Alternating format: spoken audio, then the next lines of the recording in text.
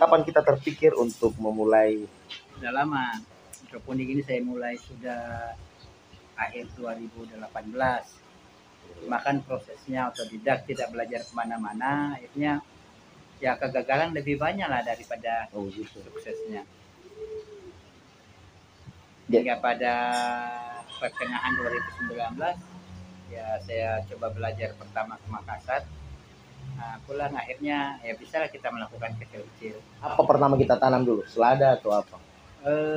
Karena saya mencontoh dari teman, jadi ya semua selada saya tanam, pakcoy saya tanam, kangkung saya tanam, yang semuanya itu dilakukan ya boleh dikata belum punya pengalaman, sehingga sukses menurut saya pada saat itu adalah ketika sukses saya tanam dan tumbuh. Bagus atau tidak bagus, saya belum punya standar ke arah sana, karena saya belum tahu yang bagus itu kayak apa, yang menurut spesifikasi kualitas kayak apa itu yang bagus, saya tidak tahu. Uang sih ada, tapi bukan untuk beli pipa lah. Kemudian mulailah dengan jergen. Asumsi pada saat itu bahwa memanfaatkan limbah yang ada. Saya mulai dari jergen, kemudian kan di depan itu ada salon, biasa ada apa namanya, tempat-tempat obat salon itu yang kayak liter. Saya lobang, kayak obat kerimbat Jadi saya cuci, terus saya lobang, saya kasih air, di situ juga saya tanam. Itu langsung di dalam air atau langsung menyentuh air, atau ada media tanamnya lagi di dalam lubang? Ada media tanam yang dibilang rock wool pada saat itu, tapi permulaannya kan saya tidak tahu rock wool, jadi hanya saya kebetulan ada spring bednya orang yang rusak. Saya gabusnya. Hitung-hitung masih ya, biayanya kali 0 kan. Saya gunakan pada saat itulah yang saya gunakan, sehingga airnya menyentuh pantat netpot itu, menyentuh air yang beralaskan busa. Berapa bulan baru kita bisa bisa menjual begitu? Bahkan bukan saya menjual, saya mau tawarkan, kita ambil sayur ini bagus. Mereka bilang, saya takut, tidak seperti biasanya. Kebanyakan orang-orang kan nanamnya di tanah, lalu kemudian tiba-tiba kita lihat di pipa tanpa tanah lagi.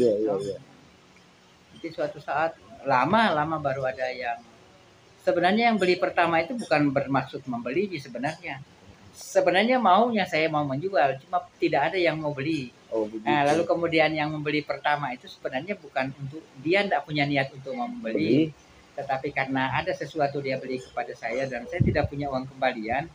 Jadi uang kembaliannya itu saya tawarkan sayur itu dan dia mau, alhamdulillah. Berarti akhirnya dari situlah mulai sudah saya catat itu adalah konsumen pertama saya. Sekarang sudah berapa rumah nih? Berapa? Kalau meja lah, ada 20. 20 nih? Iya, 20 meja ini. Kira-kira berapa lubang? Kalau ini kan ada yang 2 batang pipa, ada yang 3 batang pipa. Jadi ada yang panjang 8 meter, ada yang panjang 12 meter. Nah, jadi secara keseluruhan mungkin sekitar kurang lebih 10 ribuan. 10 ribu nih? Iya. Terima kasih. Terima kasih, Nak. Alhamdulillah dapat rezeki kopi lagi. Nah, ini rezeki dari hidroponik ini. Alhamdulillah. Semoga bertambah lagi rezeki. Amin. Jadi, kira-kira nilai ekonomisnya kalau dihitung per pipa atau bagaimana?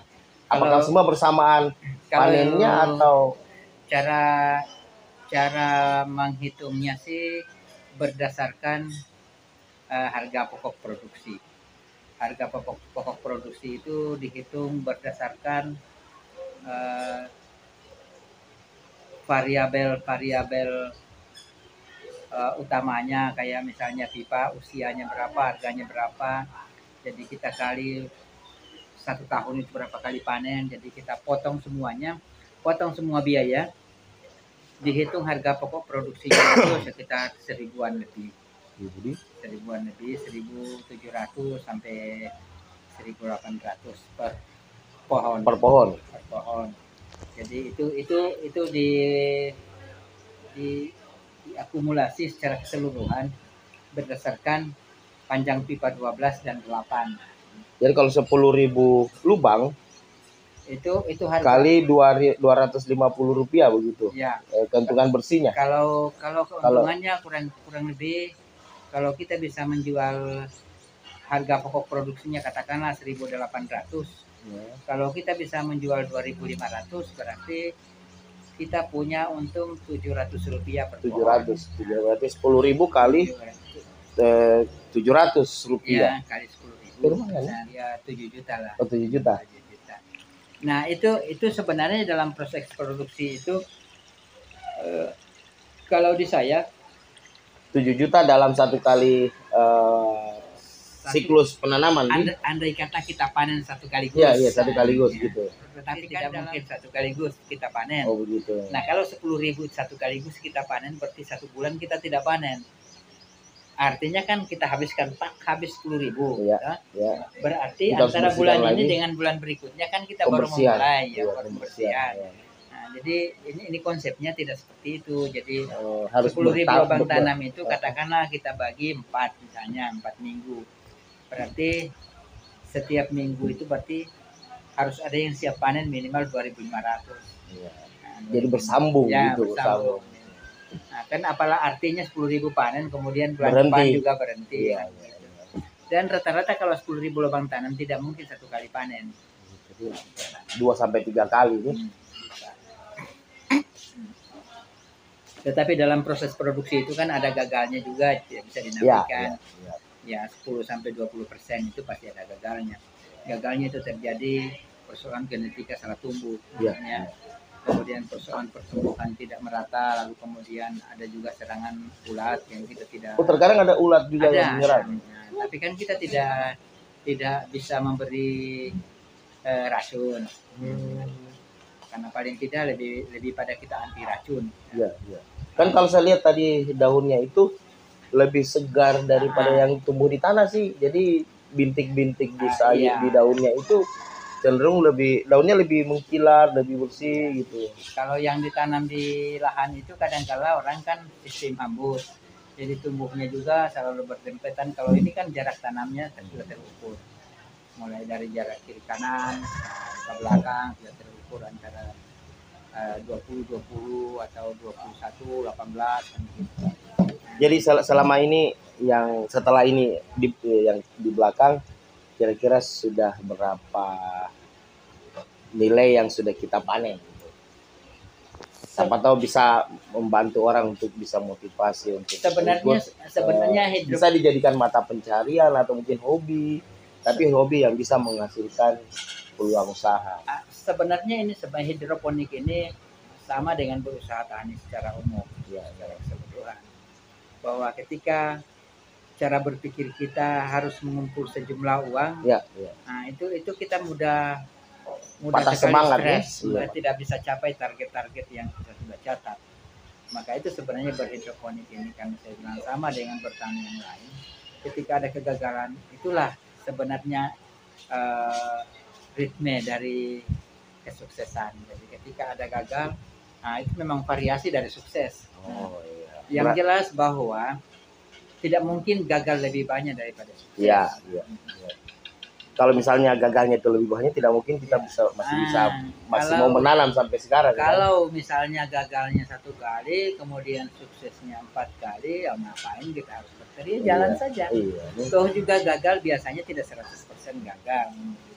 Berarti kalau kita memulai sesuatu, jangan dulu pikir langsung nilai ekonomis ya. Maksudnya kita harus cintai dulu, kita buat sebagai hobi. Itu yang saya lakukan.